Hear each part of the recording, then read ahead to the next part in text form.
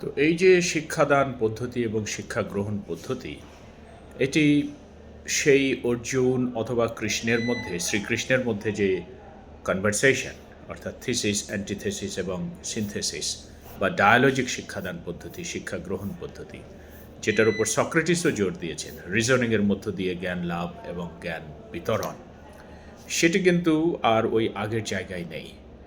এখন আমরা কি দেখছি যে জ্ঞান লাভ এখন নানান প্রক্রিয়াই হচ্ছে। আমরা গুগলের কাছে জানতে চাচ্ছি, আর্টিফিশিয়াল ইন্টেলিজেন্সের কাছে জানতে চাচ্ছি, ভার্চুয়ালি আমরা অনেক কিছু শিখতে চাচ্ছি, শিখছি।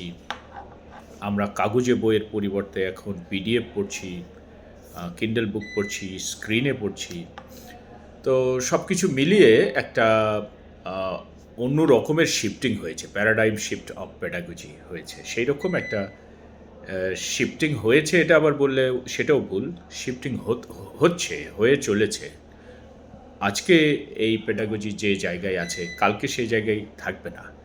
আবার কাল যে জায়গায় পৌঁছবে, পরশু সেই জায়গায় থাকবে না। অর্থাৎ সবসময় একটা প্যারাডাইম শিফটের মধ্য দিয়ে শিক্ষাদান পদ্ধতি চলছে। আর আমরা যদি বিশ্বাস করি যে এই শিক্ষাদান পদ্ধতি মানুষকে তৈরি করছে, তাহলে মানুষের সংজ্ঞাটাও কিন্তু এখানে আমরা দেখছি যে অনবরত শিফট করছে, মানুষও শিফট করছে। যে আজকে আপনি যে মানুষ, কালকে আপনি সে মানুষ থাকবেন না, পরশু কালকের মানুষ থাকবে না। তো এই যে মানুষও কিন্তু পরিবর্তিত হচ্ছে। মানুষ মানুষ অর্থাৎ শুধু অবয়বে মানুষ নয়, যার মধ্যে ঊষ আছে, অর্থাৎ জ্ঞান আছে, জ্ঞানের আলো আছে, উষা আছে, সেই তো মানুষ। তো এই জ্ঞান যেহেতু লিকুইড এবং জ্ঞানের পরিবর্তন, পরিবর্ধন এবং জ্ঞান অর্জন এবং জ্ঞান বিতরণের পদ্ধতি অনবরত পরিবর্তিত হচ্ছে, যে কারণে মানুষও পরিবর্তিত হচ্ছে। আর মানুষ যখন নিজেকে তার অতীত ঐতিহ্যের প্রেক্ষিতে নিজেকে সংজ্ঞায়িত করছে, সেটিও কিন্তু সেই অতীত ঐতিহ্যও ঠিক থাকছে না।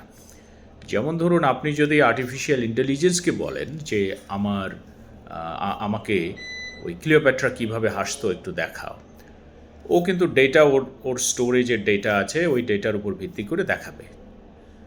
তো আবার যদি আপনি কৃত্রিম বুদ্ধিমত্তাকে জিজ্ঞেস করেন যে আপনি 100 বছর পরে দেখতে কেমন হবেন, ও কিন্তু ওর কাছে যে ডেটা আছে আপনার, সেটার উপর বেস করে দেখিয়ে দেবে। তো এই যে ব্যাপারটা, যে যে ক্লিওপ্যাট্রাকে হয়তো ও দেখাচ্ছে, অতীতকে দেখাচ্ছে, যেভাবে ক্লিওপ্যাট্রা হাসছে, বাস্তবে হয়তো সেভাবে হাসতেন না, সেভাবে হয়তো দেখতেও ছিলেন না। এআই তৈরি করেছে ক্লিওপ্যাট্রাকে তার ডেটা, যে স্টোরেজে তার যে ডেটা আছে তার উপর ভিত্তি করে। বা আপনার 100 বছর পরে আপনি কেমন হবেন দেখতে, সেটাও কিন্তু ওর কাছে যে ডেটা আছে সেটা দিয়ে তৈরি করছে। তাহলে আপনি সেই অতীতটা কে নিচ্ছেন, যে অতীত হয়তো তার অস্তিত্বই ছিল না। আবার সেই ভবিষ্যৎটাকে আপনি নিচ্ছেন বা সেলিব্রেট করতে চাচ্ছেন, যেটার হয়তো আদৌ কোনো অবয়ব থাকবে না বা হবে না, বা ওই রকম হবে না ভবিষ্যৎটা। তাহলে আমরা যে অতীত এবং ভবিষ্যৎ তৈরি করছি, সেটা কিন্তু একটা কনস্ট্রাকশন। আবার বর্তমান যেখানে আছি সেই জায়গাটাও ঠিক থাকছে না, পিচ্ছিল জায়গা। সব সময় আপনি এদিক সেদিক পড়ে যেতে পারেন, এদিক সেদিক কখনো সামনে যাচ্ছেন, কখনো পেছনে আসছেন, একটা অ্যাম্বিভ্যালেন্সের মধ্য দিয়ে আপনি চলছেন। এই বিষয়গুলোর মধ্য দিয়ে আমরা দেখছি যে মানুষের যে সংজ্ঞা এখন আমরা তৈরি করছি, দেখছি মানুষকে যেভাবে ডিফাইন করতে চাচ্ছি, সেটা কিন্তু অত্যন্ত লিকুইড।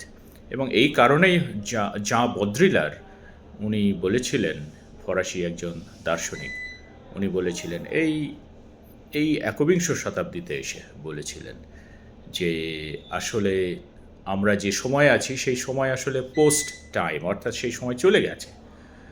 আমরা যে ট্রুথের কথা বলছি সেই ট্রুথ পোস্ট ট্রুথ, অর্থাৎ সেই ট্রুথও চলে গেছে, মরে গেছে।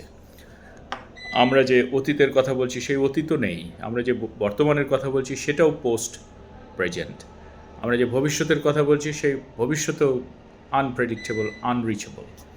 তাহলে আমরা একটা পোস্ট টাইমে আছি, অর্থাৎ যে সময় আছি বলে আমরা ভাবছি, আসলে সেই সময়কে অতিক্রম করে অন্য কোনো একটা সময় আছি। এই রকম পরিস্থিতিতে আমাদের যে সবচেয়ে বড় সমস্যা, সেটা হলো এজেন্সি। তাহলে আমার এজেন্সিটা কি? আমার ডিসিশন মেকিং ক্যাপাসিটি আছে কি না? আমার চিন্তা করার, আমার প্রবলেম সলভ করার ক্যাপাসিটিটা আছে কিনা, নাকি এটা কেউ হাইজ্যাক করে নিয়েছে, ছিনতাই করে নিয়েছে, এআই কি ছিনতাই করে নিয়েছে কিনা। এই জায়গাটাতে মনে হয় আমাদের একটু ক্রিটিক্যাল হতে হবে যে এআইকে দিয়ে আমরা ব্রেন স্টর্মিং করাতে পারি, কিন্তু এডিটিংয়ের কাজ, রিভিউইংয়ের কাজ এটা কিন্তু আমাদের করতে হবে। যেমন ধরুন একটা বই আপনি ট্রান্সলেশন করাতে পারেন এআইকে দিয়ে, কিন্তু ওইটাই ফাইনাল নয়। আপনার ভূমিকাটা হয়তো আর ট্রান্সলেটরের ভূমিকা নেই, আপনার ভূমিকাও একটা প্যারাডাইম শিফটের মধ্যে দিয়ে পরিবর্তন হচ্ছে। অর্থাৎ আপনি আর ট্রান্সলেটর নন, আপনি এখন এডিটর।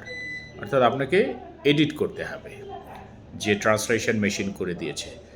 এইভাবে মানে একটা শিফটিং চলছে। আমার ভূমিকা, আমার যে চেহারা, আমার যে অবস্থান, আমার লোকেশন সব কিছু চেঞ্জ হচ্ছে, এবং আমার সংজ্ঞাটাও যে কারণে বদলাচ্ছে প্রতিনিয়ত।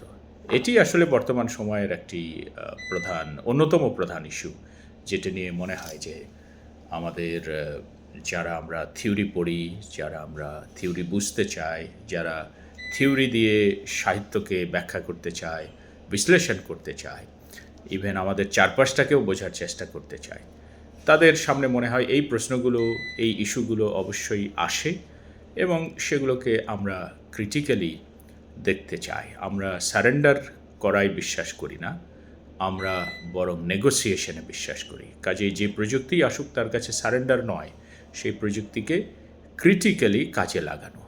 আর প্রযুক্তির কাছে সব ছেড়ে দেওয়া নয়, বরং প্রযুক্তির সাথে কোলাবোরেট করাটাই আসলে আমাদের কাজ।